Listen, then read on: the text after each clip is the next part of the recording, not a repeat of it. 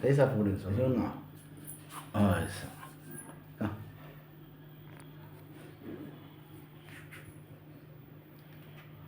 ಇಲ್ಲ ಕಟ್ಟಾಗಿರೋದು ಮೂಳೆ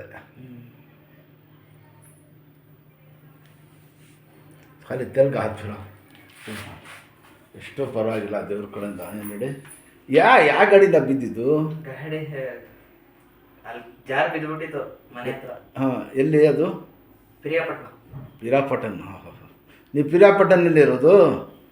ಅಜ್ಜಿಯರೂರು ಅಲ್ಲಿ ಅಲ್ಲಿನ ಕಾರ್ ಓಡಿಸ್ಕೈತೆ. ಕಾರ್ ತೊಳೆದು ಬಿಟ್ಟು ಕೆಳಗಡೆ ಬಂದೆ, ದೇವಸ್ಥಾನ ಕಟ್ತವ್ರೆ. ಹಾಂ ಅಲ್ಲಿ ಬಂದು ಬಿದ್ದೋಗ್ಬಿಟ್ಟಿದ್ದು. ಕಾಲಾಡಿಸಿ ऐसा 2 आदमी छोड़ना ऊपर से हल्लो हल्लो हाँ ऐसा